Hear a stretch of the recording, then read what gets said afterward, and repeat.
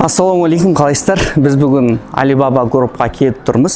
Сіздер көріп отырғандай, мына жерде жол тұр. Соның ар жағы, бер жағы толық Alibaba группқа тән. Және Ханчжоу қаласында осындай екі үлкен офис орталығы, және жұмысшылардың бүкіл корпусы бар.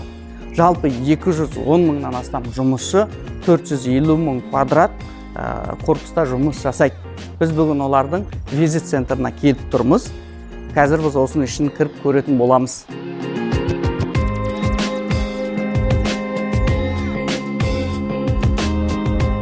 Қазір біз әлемді мойындатқан үлкен компанияға келіп тұрмыз да. Енді осыны түсіру арқылы біз сіздерге не ақпарат бере аламыз. Жалпы кірсеңіз, бір өзінің мәдениетінің есі аңқып тұр, өзін сатып тұр, өзін түсіндіріп тұр да. Біздің кез келген жетістіктеріміз, сіздердің жасап жатқан әрбір нәрселерін бәрін бір упаковка жасап, басқа адамдарға түсіндіруге болады. Сол арқылы өзіңізді сатуға, яғни басқалардың алдында өзіңіздің ойыңызды, миссияңызды, мақсатыңызды түсіндіруге болады. Қазір біз Alibaba'ның өз мақсатын қалай түсіндіргені, және қазірге дейінгі өз тарихын қалай көрсеткені, және өзін қалай сатып тұрғандығын көре аламыз.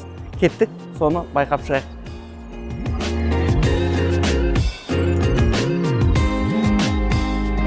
Жалпы қазір мынада қазірге дейінгі историясы қойылған. Яғни қарайтын болсақ, мына жерде бізде 1999 жылдан бастап 2023 жылға дейін олардың не жасағандығы көрсетілген. Мысалға қарайық, ең алғаш Джек Ма мырзаның осы шешімді қабылдаған кезі көрсетілген. Бұл шешімді қабылдауы, сосын Alibaba групптың құрылуы, 1688-дің құрылуы, содан кейін міне ең алғаш Alibaba групп құрылды, қалай болды? Бірақ кабинетте 18 адам жұмыс жасады. Сосын біз білетін Taobao'дың құрылуы. Ана жерде кетті. Дәл осы секілді маңызды моменттер. Соның ішінде маған ең қызық әсер еткендерінің біреуі, мынау. Мынау ең алғашқы офисі, олардың ең алғашқы офисі. Қазір 450 мың квадрат үлкен корпуста отырса, бұлардың ең алғашқы офисі осы болған. Ең алғашқы болғанда алғаш өздерінің зданиясы, одан бұрын бір 40 квадраттық офиста 18 адам отырған. Одан кейінгі маңызды нәрселердің біреуі мынау. Бұл не дегенде? Бұл логистика бойынша қағаз. Яғни қазір бүкіл Қытайдың жүйесінде осы қағаздың стандартымен жалпы бүкіл тауарлар жіберіледі. Тауарды қабылдайтын, жіберетін адам және сол стандарт қағаз. Alibaba'дағы логистикалық жүйеде ең құнды болып саналады. Сонымен қатар 2023-ке дейін Ali Cloud жасаған. Онымен бірге карантин кезінде Alibaba бүкіл Қытайға өзінің инновациясын берген. Қандай? Әр адамның денсаулығын тексеріп тұрады. Ол қайдан дәрі алып жатыр, қалай болып жатыр, дене температурасы қандай деген сұрақтардың бәріне сол бір QR код арқылы шешімін алып отырған. Сол секілді әлемге және бүкіл Қытайға өзінің инновацияларымен танылған компания өзін бастан аяқ осылай түсіндіріп тұр. Келесі біз карантин кезінде ең қызық жерлердің біреуіне барайық. Бұл 10 май. 10 май қандай күн? Карантин кезінде көптеген жерлерде бүкілдей жабық болды. Адамдар өз үйіне барып жұмыс жасады. Өз үйіне барып жұмыс жасап, бірде бір күн жұмысты ақсатпаған, және сол кезде ең үлкен нәтижелер жасап шыққан. Сол күнді еске алу үшін Али күні деп бекіткен. Осы күні бүкіл Alibaba'дағы адамдар демалады. Отбасыларымен бүкіл Alibaba'ның ішіне кіреді. Осының ішінде барлық жағдайлар ойнауға, бүкіл шарт жағдайлар жасайды. Сол күні той болады, кәдімгідей ұлан асыр той болып, осы майдың 10 күні тойлайды. Али күні деп. Келесіге барайық. Келесі бізде қызық бір нәрсе бар. Ол сауыт деп аталады. Жалпы Alibaba'ның бір әкшін жасайтын нәрселердің біреуі ол андай күресу, соғысу. Сондықтан ол сауытты өздеріне анандай не деп алған. Бір соғысқа қатысу үшін өзінің әр 3 жылда футболкасын киіп отырады. Әр темалар төңірегінде. Осы туралы түсіндірген. Қазір мына жерде футболкаларды біз көреміз. Футболкада не айтылады? мен сіздерге ең алғашқы бұл мысалға ең алғашқы Alibaba IPO-ға шыққан кезде осы футболканы киген. Сосын оған не деп жазылған? Арман болу керек деп жазылған да. Яғни арман, біз IPO-ға шықтық, бәрі болды емес. Арман әлі де болу керек бізде. Біз армандай алуымыз керек деген. Яғни тек қана компанияны дамыту, тек қана осы бар нәрсеге ие болу емес, бізге әлі де арман керек. Бұдан да үлкен боламыз деген темамен шыққан ең алғашқы футболка. Сосын әрбір үлкен шара іс, үлкен бағыт алған сайын осындай футболкаларды киген, және осы футболканы 3 жылға дейін өздерінің ішінде мероприятияның бәрінде киген. Мынау 11-11-ге қатысты шыққан өздерінің сауыттары. Яғни футболка сауыт деп айтады бұлар. Мынау 12-12 деген скидка күніне, сосын мынау More than just cloud деген. Яғни бұл Ali Cloud деген үлкен жүйе шыққан кезде, яғни қазіргі бүкіл сервер, Қытайдағы серверлік жүйеде екеуі бар. Біреуі Tencent Cloud болса, біреуі Ali Cloud. Сол екеуінің біреуі Ali'да жасалған. Соны еске алу үшін тек қана Cloud болсақ тоқтадық, біттік емес. Біз әлі де үлкен нәрсе жасауымыз керек. Бүкіл әлемге жұмыс жасауымыз керек деген. Ішіндегі ең маған бір қызық болып көрінген нәрсе мынау да. Біз қытайлықтар құрған, бірақ бүкіл әлем мақтанатын компания болуымыз керек деген олардың өздерінің жоспарлары бар. Яғни бүкіл әлем басқа мақтанатын. Мынау біздегі мысалы Glova секілді тамақ жеткізетін компаниясы соның жұмысы негізінде құрылған. Енді қарайтын болсақ, One Dream, One Economy дейді. Бір арман, бір экономика, бір ел үшін, әлем үшін да. Яғни осындай темаларды алып шығады, соны 2-3 жыл бойы команда жасап шығарады. Мынау логистикалық жүйесі. Мына жерде ештеңе етпейді деген жазу тұрды. Ештеңе етпейді дейді. Не қылды? Логистикалық жүйені ең алғаш бастаған кезде бұларда өте қиыншылық болған. Сайттарындағы багы, команда, яғни продукт ең алғаш сәтсіз шыққан. Сосын ештеңе етпейді деген теманы алып шыққан. Осы команда 3 жыл бойы осыны киіп жүрген. 3 жыл бойы киіп жүргеннен кейін, 3 жылдан кейін қазір Қытайдағы ең үлкен ол логистикалық жүйе санап болады. Бүкіл логистикалар осы Сайняу дегенмен жұмыс жасайды. Сондықтан мен қазіргі тыңдап отырған кісілерге айтарым, белгілі темаларды алып шығып, оны командаға түсіндіріп, ол бір ғана уақыт, бір күн, бір ай емес, жыл бойы түсіндіру арқылы, жалпы бағытты білу арқылы үлкен жұмыстар жасап шығуға болатынын білеміз де, қысқа уақыт емес, ұзақ уақытта. Дәл солай өзінің мына жерде әр тақырыптар бойынша, әр проектілер бойынша жасап шыққан. Мына жерде ең соңғы футболканың біреуі осы қазіргі кезде киіп жүрген, 2022 жылдан қазірге дейін киіп жүрген. Бұл не?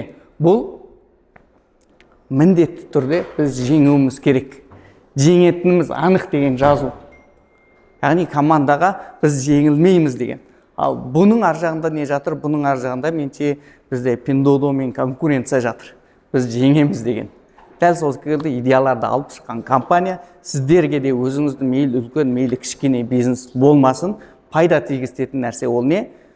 Мақсатты қою, армандай алу. Мысалы, IPO-ға шыққан компанияның өзі арман әлі де бар, тоқтап қалмасын дейді. Біз қашанда жеңуіміз керек деп бүкіл командаға осындай дух беріп отырады. Сіздерге де, бәрімізге де осы нәрсе керек деп ойлаймын. Осы жерден осы нәрселерді үйреніп қайту арқылы мен былайша айтқан кезде ақпаратты беру арқылы бәрімізге пайда болсын деймін.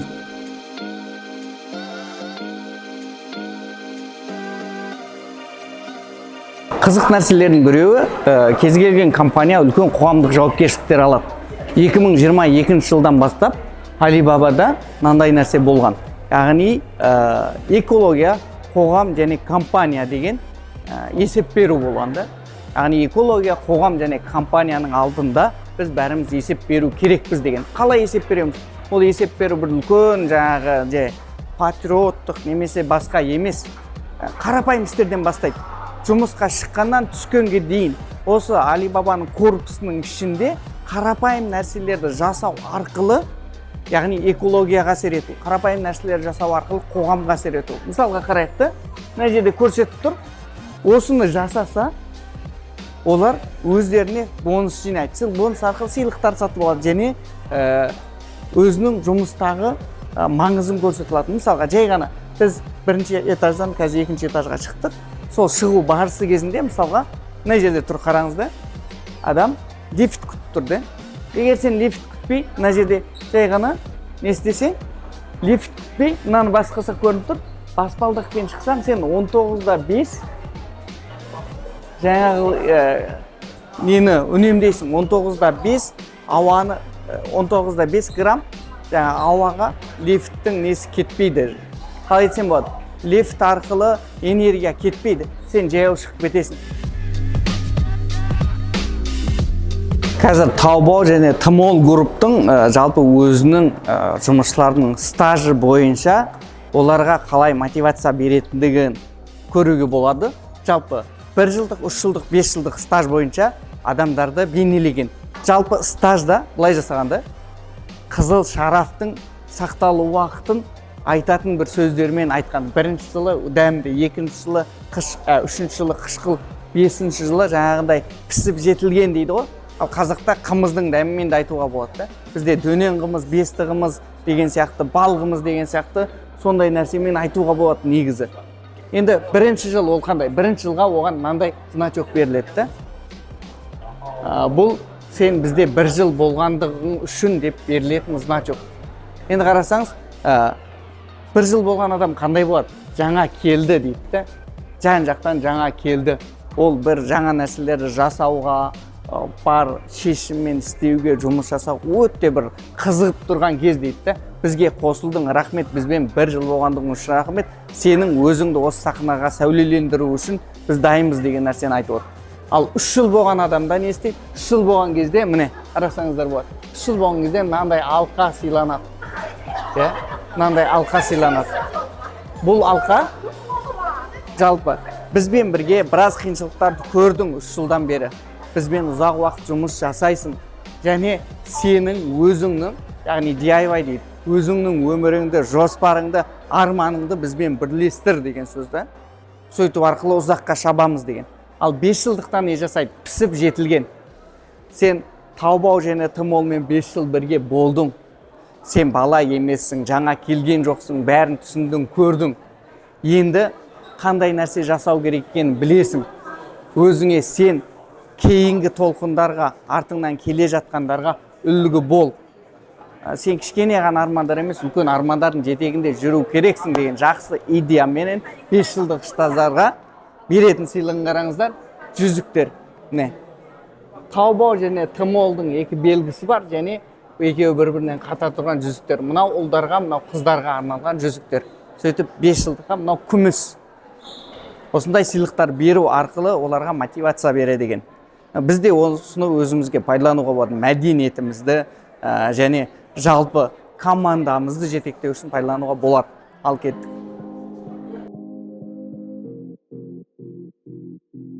Қазір біз Alibaba-ның өзі үшін салған бірінші офисына келдік. Өзі үшін салған офисі. Мұнда қазір 7 қабат бар, 7 здания бар.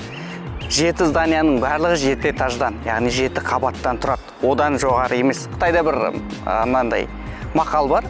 7-ден жоғары, 8-ден төмен деген. Яғни 7-ден жоғары болып қалса, төмен түсіп кетесің деген сол бір идеямен салынған 7 этаждан аспайтын зданиялар осы жерде. Бүгін осы жерде біз сіздермен бірге 1688-бен танысамыз. Осыны көріп отқан кісілер үшін сіздер де осындай нәрсеге жетіңіздер деген тілектестеміз және барынша сіздерге түсіндіруге тырысамыз. Кеттік.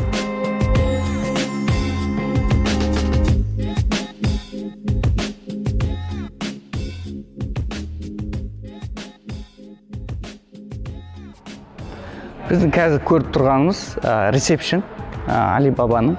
Енді жаңағы таныстыру бойынша бізде негізі таныстыратын адам болды, бірақ олар түсіруге болмайды екен. Біз танысып алып, сосын сіздерге түсіріп жатырмыз.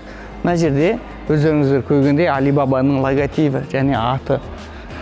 Мына жақтан қараса тіпті де анығырақ көрінеді. Сосын ресепшнның столының өзі жалпы компанияның бағытын белгілейді. Ресепшнның столы бізде қайық форматында, кеме форматында белгіленген. Яғни кеме арқылы шетелдерге шығу, бүкіл әлеммен сауда жасау деген идеяны алып келеді. Келесі біз қызық нәрселермен танысып өтейік. Кеттік. Мына жерде ақпарат берілген Алибабаның бүкіл мәдениеті туралы, историясы туралы, сосын Алибабаның істеп жатқан жұмыстар туралы.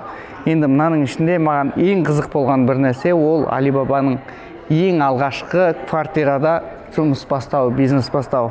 Мен соны сіздерге көрсетейін. Міне, ең алғашқы майын және 18 адам осы бір квартирада жұмыс бастаған. 4 бөлмелі квартирада жұмысын бастайды. 4 бөлмелі квартирада ең алғашқы мақсат қандай? 1999 жылы біз қытайлықтар құрған, бүкіл әлем мақтанатын компания жасаймыз деген. Соның да бір белгісі шығар. Қытайлықтар құрған, біз де осылармен мақтанамыз және мақтаймыз. Неге? Біздің үлкен клиенттеріміздің біреуі және бүкіл әлемге шынымен де бизнесті жасауды, сауда жасауды оңайлатып отыр. Дәл осы жерде олар өз жұмысын бастайды. Бастағаннан кейін квартираның ішін былай жасақтайды. Ішіне кіреді, тек ремонтсыз квартира болады, жай просто ағартылған. Сол жерге біреу өзінен перде алып келеді, біреу өзінен жаңа стол алып келеді, барынша барымен бөліседі. Ал жоғы болса, өздері бірге ең арзанын базардан сатып алып, осы офисті жасақтаған. Сосын күніне тамақ түскі обедтер 6 ұян болған, соны 5 ұянға түсірген. Дәл сондай бір қиыншылықтың арқасында олар шамаменен 6 айда алғашқы платформасын жасап шығады. Бұл e-коммерцияда компания құрудың 4-ші моделі, яғни бұдан бұрын ондай моделді болмаған. Тез запускать етеді. Осындай бір команданың арқасында. Жаңа біз естіп өттік, Алибабаның құрылу барысында просто бір 4 бөлмелі квартирадан бастаған 18 адам барлығын тамақтан да бүкіл нәрседен үнемдеген, сөйтіп 6 айдың ішінде әлемде болмаған алғашқы моделменен өзінің компанияларын құрып шығып нәтижеге жеткенде. Бұл нені білдіреді? Бұл біз ойлаған қарапайым нәрселер сіздерді үлкен бір жетістікке, үлкен бір жақсы нәрсеге шығару мүмкін. Просто алдыңызда тұрған қарапайым нәрсені максималды түрде үнемді және фокуспен жасайтын болсаңыз, сізге әлемге шығарады. Ал мынаның ішінде біз бүкіл Алибабаның тарихы, барлық жерлерін көре аламыз. Соны бір күн жүйесіндегі планеталар секілді шығарып қойған. Соның центрында, қараңыздар, соның центрында клиент тұр.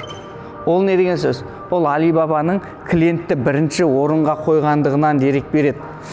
Жалпы күн жүйесі сияқты қойған, соның ішінде ортада үлкен бұл күн сияқты болып клиент тұр. Ол Алибабаның миссиясында біз клиентті бірінші орынға қоямыз дегеннің белгісі. Дәл осылай достар, қысқаша осы жерде бүкіл ақпаратты алуға болады екен, бірақ сіздермен уақыт тапшы бәрін түсіндіріп тұру қиын. Негізгі сіздерге керек болады ау, біз бәрімізге керек болады ау деген ақпаратты бердім. Келесі қызықтарға өтейік. Бұл жерде қарайтын болсақ, 3 бейджик дейміз ба? Мынау секілді 3 бейджик. Бұл кімдерге беріледі? 1 жыл болған, 3 жыл болған, 5 жыл болған адамдарға беріледі. Енді жалпы кез келген адам бір жұмыс жасаған кезде идея пайда болады басында. Ал жалғыз өзі жүзеге асыру өте қиын. Сондықтан командамен жасалады. Ал сол команданы мықты ұстап тұру, бірге жұмыс жасау үшін оларменен бірге өте тығыз қарым-қатынаста болу керек та. Сол тығыз қарым-қатынаста болу керек. 1 жыл болғандар үшін белгіні береді. Және олардың бассақ бүкіл фотолары көрінеді, сол адамдардың. Яғни командада бірге армандайтын, бірге жұмыс жасайтын адамдарды бағалау. Мысалы сіздерде де мейлі командаңызда 1 адам, 2 адам, 3 адам болмасын, сол адамдармен бірге осындай деталдарға мән беру арқылы олармен бірге үлкен жұмыс жасау өте маңызды. Ал екінші тұрған, бұл осы сіздер көріп тұрған нәрсені 5 жыл, 3 жыл болған адамдарға береді. 3 жыл болған адамдар осыны тағады, алады, плюс мына жерге тізімге кіреді. Және құттықтау барып отырады. Ал 5 жыл болған адамдарға, яғни қалай десек болады, 2 адам үйленетін болса, яғни олар бір-біріне неке жүзігін тағады. Дәл сол секілді 5 жыл болды деген сөз, сен Алибабамен өте қайнасып болдың, бір-бірін жақсы түсіндің деген ойменен біздің Али бабамен біздің арамызда махаббат орнады деген ниетпенен осы жүзіктерді ұсынады екен. Осы адамдарға биыл қазіргі кезде осы адамдарға осы жүзіктер ұсынылған. Жүзікке өзі атын жазалады, уақытын жазалады. Сол арқылы 5 жыл Али бабамен бірге болдық, ары қарай бірге боламыз деген ниеттерін белгілейді екен. Бұл нәрсе бізге де барымызға пайдасын тигізеді, қолдануымызға болады. Осындай ұсақ керек заттарды істету өте маңызды. Енді мына жерде қарайтын болсақ, қазіргі біз тұрған Али бабаның өзіне ең алғаш салған офис зданиялар. Мына жерде 7 здания бар. 7 здания австралиялық дизайнердің дизайнымен сызылған екен ең алғаш. Бұл жерде қазір 6000-нан астам жұмыс жасайды. 260 жиналыс ашатын кабинет бар екен. Жиналыс ашатын кабинет көп, не үшін? Көбірек эффективный жұмыс жасау үшін жиналыстар ашады екен. Дәл осы жерде бізге жаңағы парковкасы бар, сосын мына здания толықтай 7 этаждық здания, толықтай паркинг. Сосын қимыл жасайтын орындар сіздер көріп тұрғандай бүкіл ауласы осының ішінде. Қазір бұл көне район болып саналады.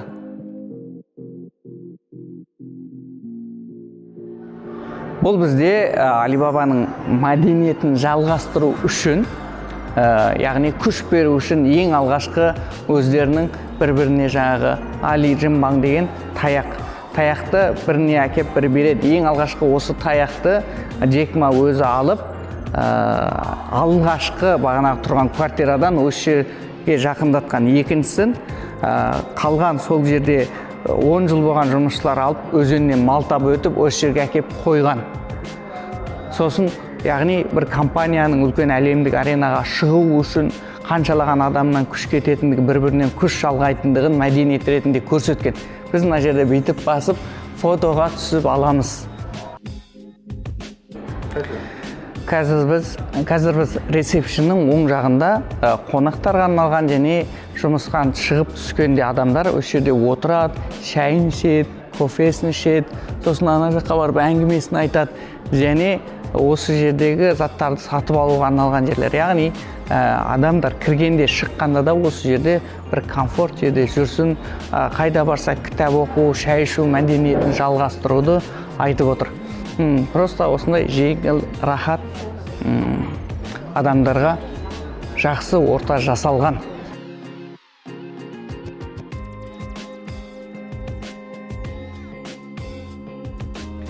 Қазір біз көріп отырған өгіз дейміз ба, бұқа дейміз ба? Бұқа 1688-дің символы. Жалпы біз анандай егін еккенде бұрын өгіз және бұқаны әсіресе өгізді пайдаланатын болған.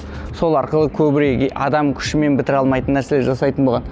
Сондықтан да бір күштің символы ретінде бизнес жасайтын, жұмыс жасайтындарға бір құрал болатын ретінде 1688-ді алып, осыны символ қылып қойған. Қазір байқасаңыздар 1688 сайтының ішінде және бүкіл маркетинг бойынша да осы көп пайдаланады. Әрі көптеген жұмысты осы атқарады AI бойынша да. Сондықтан бір қызық символ ретінде мен бір жақсы көретін символдардың біреуі осы. Жақсы. Мен арт жағымда тұрған ол күштің символы ретінде жасаған бір моңғолдың портреті. Яғни күшті адам ретінде қойған. Өздеріңіз білетіндей, көшпенді ұлттарды күшті деп қабылдайды, яғни күш жағынан мықты деп қабылдайды. Ал бұл жерде кейде Жапонның күресетіндеріне ұқсайды екен. Бірақ ең алғаш осы мүсінді қойған кезде бүкіл Али бабада күнде талқы болатын дейді. Күнде белгілейді, Джек Маны белгілейді. Мынаны не алыпсаңдар, не киімдер қойыңдар, ұят деп. Бірақ жалпы адамдарға қызу талқы болған, жақсындай, қалай десем болады, адамдарға қызу талқы болғанда, сосын жаңағыдай біз күштің символы ретінде осыны алдық, осы жерге қойдық. Енді қалай болса да, бұл осы жерде тұрсын, жалпы біз мәдениетіміздің бір бөлігі деп, осындай жалаңаш болса да, осыны қойып қалдырған екен. Бұл туралы таныстырған кісілер де қызық қылып айтып жатыр. Ең алғаш барлығы қарсы болған дейді. Бірақ қазір үйреніп кетті. Келген қонақтар да күліп қарап, осы туралы көбірек талқылайды, адамдарға көбірек тема болады дейді. Жалпы біз бүгін Alibaba-ның штаб-пәтерін екі жердегісіне де бардық, көрдік, жалпы сіздерге таныстырып жатырмыз. Жалпы Alibaba-ның ішінде 400-ге жуық стартап үлкен компания бар. Оның ішінде кемде 20 проекті бүкіл әлем бойынша және Қытайдың ішінде өте танымал проектілер топқа кіретін. Жалпы осындай компания болып қалыптасу үшін мәдениетке мән беретіндігі, әрбір адамның осы ортада өсіп жетілуге мән беретіндігі өте маңызды. Оны білдік, барынша сіздерге жеткізіп жатырмыз.